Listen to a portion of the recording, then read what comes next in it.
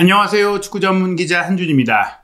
동남아시아 무대에서 한국인 감독들의 우수성을 입증해왔던 최근 대표주자 신태용 감독이 충격적인 인도네시아 축구협회의 경질 결정으로 지휘봉을 내려놓게 됐습니다. 지난 5년간의 헌신이 네덜란드 커넥션을 유치하기 위한 에릭 토히르 인도네시아 축구협회 회장의 물밑 작업이라는 배신에 가까운 행위가 발생했고 이 희생자가 된 것인데요. 신태용 감독의 후임으로 네덜란드 축구 레전드인 패트릭 클루이베르트가 감독으로 부임하고 클루이베르트 감독의 지도력에 물음표가 붙어있기 때문에 루이스 판할 전 네덜란드 대표팀 감독이 스포츠 디렉터로 부임할 것으로 알려지고 있습니다. 이 사태 속에서 신태용 감독은 최근 AFF 미쓰비시컵 동남아시아의 월드컵으로 불리는 AFF 챔피언십 대회를 마치고 선수단 앞에서 눈물을 보이기까지 했는데요. 대체 어떤 일이 벌어진 것인지 총정리해드리도록 하겠습니다. 인도네시아 축구협회가 1월 6일 인도네시아 축구협회 공식 채널을 통해 신태용 감독과 계약 해지를 발표했습니다. 감사합니다라는 한국어 문구 그리고 신태용 감독이 팬들에게 인사하는 사진을 올리면서 마치 훈훈한 결별을 한 것처럼 올렸지만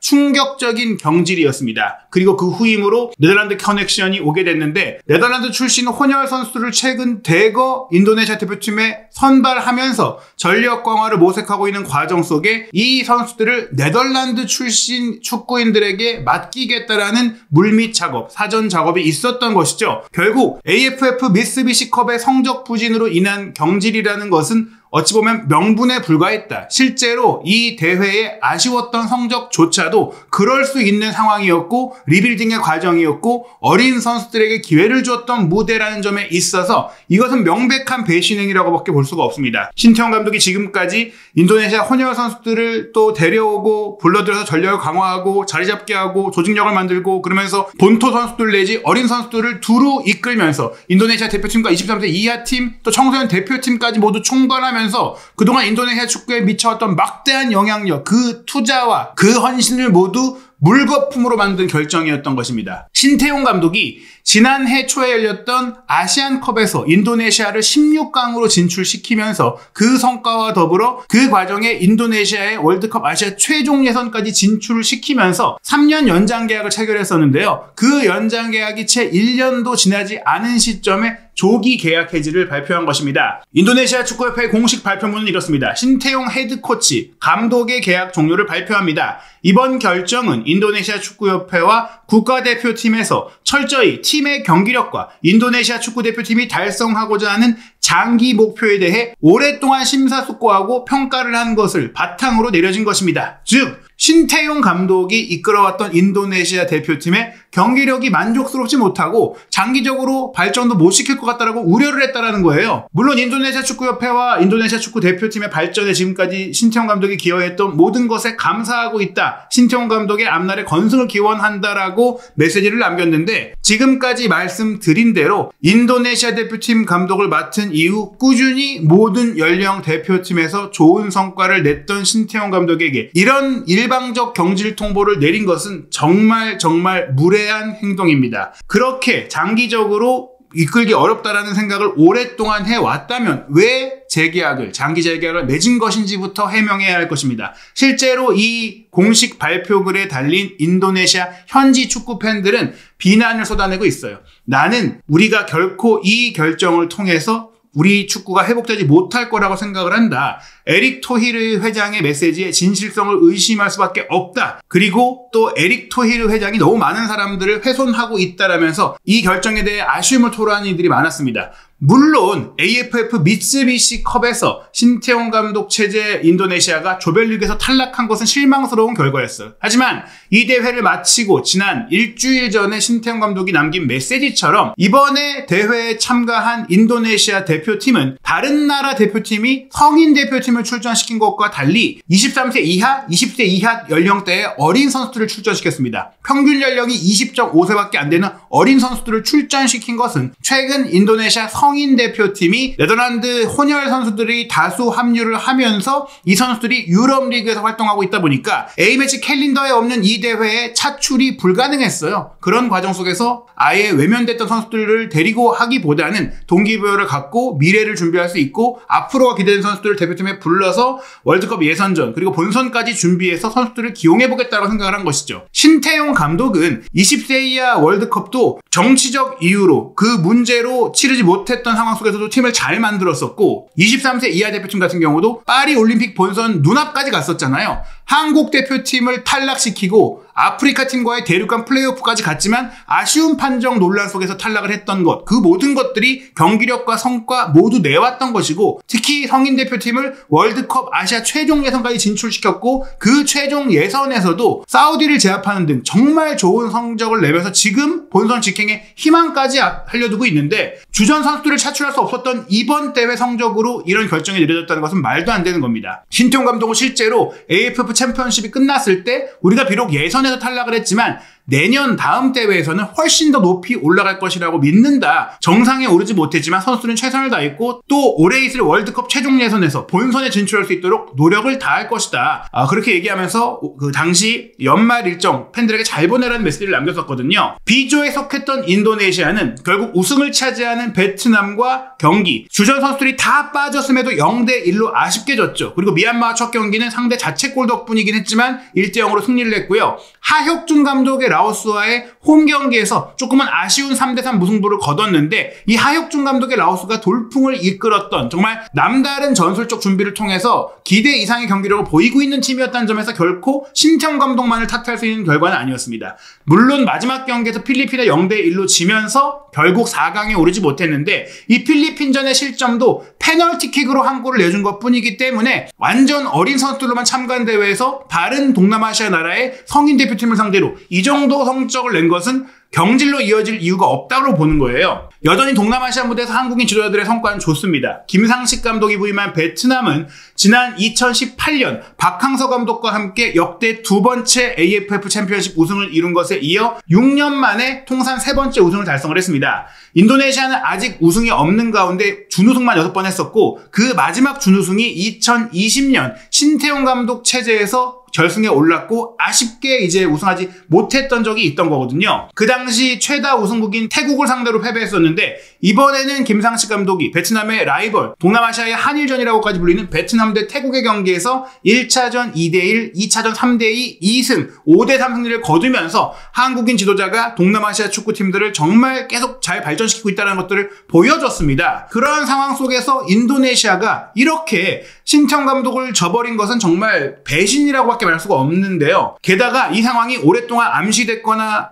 감독에게 얘기를 했다거나 그런 징후가 없었기 때문에 더더욱 신태용 감독 본인도 충격을 받았을 수밖에 없습니다. 불과 5일 전에 2025년 새해가 됐을 때 신태용 감독은 국내 축구 팬들과 더불어 인도네시아 축구 팬들에게 새해 인사를 보냈습니다. 새해 복 많이 받으세요. 다들 건강하고 더 행복하고 성공하는 2025년이 되기를 바라겠습니다. 그리고 인도네시아가 월드컵 본선에 진출할 수 있게 응원 많이 해주세요 라고 하면서 월드컵 예선전을 이제 준비하고 있는 상황이었거든요. 밝게 웃으면서 인도네시아 말까지 배워가지고 인사를 했던 신태용 감독이었는데 이렇게 며칠 만에 충격적인 경질 통보를 받게 된 겁니다. 그리고 이 통보를 받고 나서 신태용 감독은 인도네시아 선수 한 명이 올린 인스타 스토리를 공유하면서 선수단 앞에서 이 통보를 받고 눈물을 흘리면서 인사하는 모습, 서운해하고 속상하고 또 많은 그 복합적인 감정이 오가는 그런 감정 분출을 좀 공개할 정도로 본인의 좀 마음을 표현한 바가 있는데요. 축구선수 출신으로 신태용 감독의 아들인 신재원 선수는 자신의 소셜미디어 계정을 통해서 인도네시아 축구계에 항의의 메시지를 남겼고 또 국내 팬들이 볼 수 있게도 이렇게 얘기를 했어요. 5년 동안 피파 랭킹을 50단계나 올려놨고 월드컵 아시아 최종 예선에서 지금 3위인데 1, 2위가 본선에 직행하는 상황 속에서 3위인데 경질이라니 아버지 그동안 고생 많으셨어요. 인도네시아를 위해 최선을 다하신 거 우리 가족들은 다 압니다. 신태용 감독님의 가족들뿐 아니라 한국 축구 팬들 그리고 한국 축구 언론인들 또 저 역시 모두 신태용 감독 감독이 얼마나 대단한 지도력과 전술적인 능력과 감독으로서의 능력을 갖고 있는지 인도네시아 대표팀의 행보를 통해서 충분히 봤거든요. 그런 상황 속에서 이런 결정이 내려진 것은 정말 충격적이고요. 신재원 선수가 이렇게 얘기했습니다. 신태용 감독 없이 당신들이 얼마나 멀리 가는지 보자,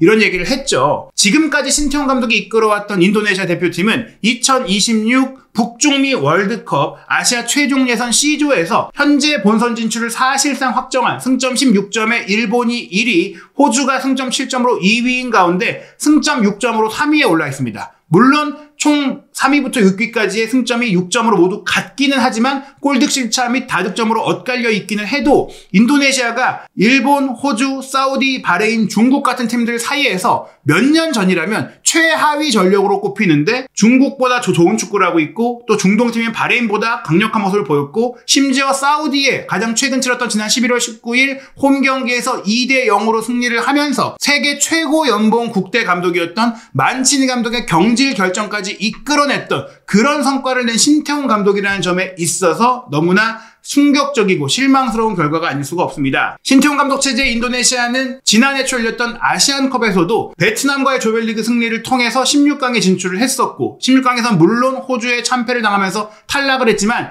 이후 아시아 2차 예선에서 베트남과의 두 경기 모두 무실점 완승을 얻었어요. 그 경기야말로 성인 대표팀이 최고의 전력을 꾸려서 정말 월드컵 본선 진출로 가는 과정 속에 총력을 기울인 경기였는데 이번 AFF 미쓰비시 아시안컵에 나섰던 선수들과는 질적으로 다른 멤버와 또 동기부여가 있는 상태였는데 아시안컵 본선에서도 또 월드컵 아시아 예선에서도 베트남을 무실점으로 3번 연속 잡았음에도 불구하고 지금과 같은 결정이 내려진 것은 정말 말도 안 되는 일입니다. 아시아 3차 예선 돌입 이후에도 사우디 원정 가서 1대1로 비겼죠. 호주와 0대0으로 비겼죠. 바레인과 2대1로 비겼는데 이 경기들 모두 이길 수도 있었는데 아쉽게 비긴 경기였어요. 물론 그러다 중국의 1대2 패배, 인도네시아가 일본과의 홈경기 0대4 참패를 당하는 과정 속에서는 일부 성급한 인도네시아 팬들의 비판도 쏟아지긴 했지만 결국 사우디전 2대0 승리를 통해서 자력으로 또 16강을 도전할 수 있는 희망을 만들어냈단 말이에요. 그런 과정 속에서 이 AFF 미쓰비시컵은 올해 있을 월드컵 예선전을 위한 준비 과정으로 여겨졌었는데 그 대회에서의 성적으로 정지했다?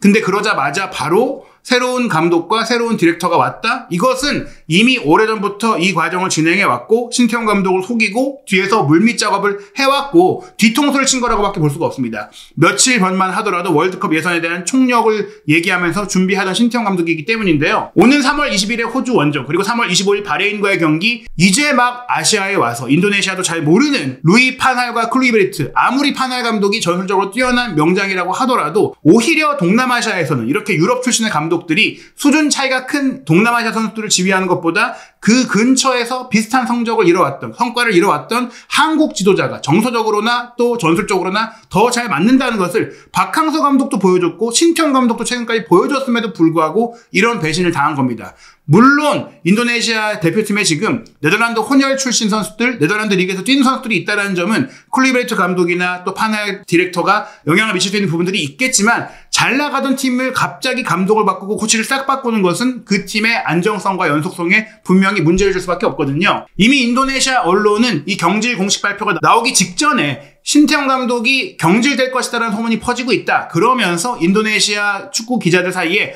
루이 판할의 이름이 화제가 되고 있다. 이미 지난해에 인도네시아 축구협회에서 판할을 만나기 위해 네덜란드로 갔던 일이 확인이 됐다. 물론 판할의 나이가 73세이고 암투병 문제도 있었기 때문에 그가 감독으로 오게 될지 미지수이긴 하지만 그가 감독이 아닌 테크니컬 디렉터로 올 수도 있다. 이런 보도가 나왔습니다. 그 보도는 이탈리아의 이적시장 전문기자인 파브리치오 로마노의 희열 위고를 통해서 패트릭 클루이베르트가 인도네시아의 감독으로 2+2년 계약을 맺게 됐다라는 소식을 통해 확인이 됐고 여기서 판할 감독은 클루이베르트의 부족한 경험과 감독으로서의 커리어를 보충하기 위한 기술 자문 역할, 테크니컬 디렉터, 인도네시아 축구 전체를 총괄하는 기술 파트의 총책임자로 합류하는 그런 상황이 알려진 것입니다. 사실 클루이베르트는 아제트 알크마르에서 현역 은퇴 이후 공격수 전문 코치로 코치 경력을 시작을 했고요. 그 다음에는 흥미롭게도 호주 A리그 클럽인 브리즈번 로어의 수석 코치로 당시 엔지 포스테코글루 현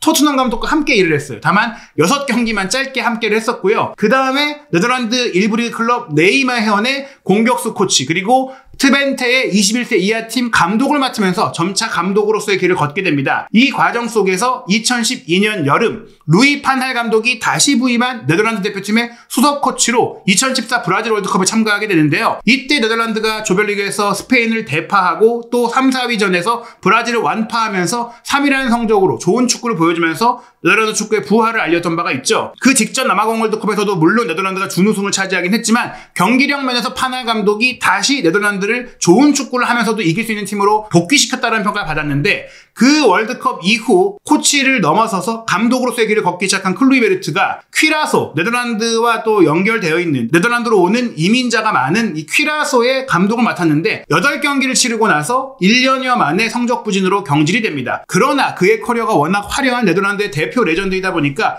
계속해서 감독으로서 활동할 수 있는 기회가 주어졌는데요. 네덜란드 명문팀이자 본인의 친정팀인 아약스의 19세 이하 팀 감독을 맡았었고 그리고 다시 퀴라소의 전략적 어드바이저로 활동을 하다가 2016년에는 파리 생제르맹의 스포츠 디렉터로 부임을 해서 또 1년 동안 일을 하게 됩니다. 그 다음 2018년에는 카메룬 대표팀의 수석 코치를 맡았고 2019년에는 1년 만에 바르셀로나 유스팀의 감독을 맡기도 했었고 그러다가 다시 또 2021년에는 퀴라소의 감독 대행 역할을 잠시 6경기 맡고 그리고 2023년 여름에는 튀르키예 클럽인 아다나 데미르스포르의 감독을 맡게 되는데 여기서도 20경기 만에 반년 만에 성적 부진으로 경질이 된 거예요. 즉 많은 팀을 떠돌고 여러 역할을 떠돌면서 확고한 성과를 낸 적이 없다라는 것이죠. 그런 과정이기 때문에 사실 클루이베르트라는 선수적인 명성, 거의 이게 한국 대표팀에 부임했던 클린스만과 같은 상황이라고 볼 수 있는데 그 부족함을 채우기 위한 판할 디렉터가 오게 된 것이죠. 바르셀로나에서 선수와 감독으로 함께했고 네덜란드 대표팀에서도 선수와 감독으로 함께했던 이 판할과 클루이베르트에 대한 소식은 스페인 쪽에서 워낙 활동을 많이 했던 둘이다 보니까 스페인의 전국 스포츠 신문 마르카에서 소개를 했습니다. 공식적으로 아직 발표가 되진 않았지만 파트릭 클라이베르트가 인도네시아 대표팀에서 신태용 감독의 후임으로 내정되었고 루이스 판할이 스포츠 디렉터로 임명되었다. 인도네시아의 목표는 분명하다. 2026 월드컵에 진출하는 것이다. 현재 본선 직행 티켓이 주어지는 2위 호주에 1점 뒤져 있을 뿐이고 나머지 팀들이 팽팽하게 경쟁을 하고 있다라고 소개를 했습니다. 인도네시아는 1938년에 네덜란드령 동인도 제도라는 이름으로 첫 월드컵 본선에 참가했었지만 헝가리에 0대6 참패를 당했고 그 이후 정말 100년여 만에 월드컵 본선을 노리고 있는 상황인데요. 판할이 축구계에서 완전히 은퇴한 것으로 알려졌지만 그게 아니었다. 감독직은 아니지만 조금은 여유있게 일을 볼 수 있는 디렉터직을 맡아서 클루이베르트를 도와줄 것이다. 선수로서도 클루이베르트가 판할 감독과 함께할 때 최고의 전성기를 보낸 만큼 감독과 코치로도 인연을 맺었고 이제는 디렉터와 감독으로 인연을 이어가게 됐다라고 소개를 하고 있습니다. 신태용 감독이 이 네덜란드 커넥션에 의해 밀려난 가운데 시장에 FA로 나와 있는 만큼 다른 많은 팀들이 관심을 보일 수 있을 것 같은데요. 특히 동남아시아 지역에서 재도약과 부활을 원하는 팀들이 노릴 수 있습니다. 다만 역대 AFF 챔피언십 우승을 이뤘던 나라들 같은 경우에는 김판공 감독과 결별 이후 헤매고 있는 말레이시아가 호주 출신의 클라모프스키를 최근 2025년 1월 1일에 선임을 했기 때문에 말레이시아는 이제 감독직이 채워졌고요. 싱가포르는 지난해 2월 달에 일본 출신의 오구라 추토무 감독을 선임을 했는데 성적이 조금 애매하거든요. 오구라 추토무 감독이 앞으로 성적이 조금 흔들릴 경우에는 감독 경질 및 신태용 감독에 대한 접근이 충분히 가능한 팀 중 하나고요. 이번에 베트남에 밀렸고 또 월드컵 최종 예선에 오르지 못하면서 어려움을 겪고 있는 태국 같은 경우도 일본 출신의 이시이 마사타다 감독이 2023년 12월부터 1년 넘게 팀을 이끌고 있는데 그 과정 속에서 확실한 성적을 내지 못하고 있는 상황이다 보니까 이시이 마사타다가 만약 경질되는 결정이 내려진다면 태국이 신태용 감독을 노릴 가능성도 있습니다. 그 외에 K리그 팀들 중에서도 최근 거스포획 감독을 선임한 전북현대 역시 과거에 접촉했던 바가 있는 신태용 감독인데 거스포획 감독이 지금 사실 감독으로서 화려한 커리어에 비해 실적이 좋지 않다 보니까 그가 중도에 실패를 할 경우에는 한국인 감독이 결국 다시 오게 될 것이다라는 관측도 있는데 신태용 감독이 이렇게 FA로 나와 있다면 전북이 만약 감독을 또 교체하는 상황이 빨리 온다면 혹은 다른 또 유력한 K리그 팀이 감독을 교체하는 상황이 된다면 신태용 감독에 대한 오퍼가 갈 수밖에 없겠죠. 다만 신태용 감독이 K리그 감독을 다시 맡기보다는 대표팀 감독으로서 명예를 다시 끌어올리고자 하는 의지가 있다 보니까 앞으로 또 어떤 기회가 열릴지 어떤 제안이 올지 지켜봐야 될 것 같은데요. 앞으로 한국 축구를 대표하는 지도자 신태용 감독의 행보 그리고 신태용 감독을 배신한 인도네시아 축구의 행보는 어떻게 될지 국가대표 축구와 월드컵 예선 소식도 한준TV 구독, 좋아요, 알림 설정을 통해 확인하시기 바랍니다.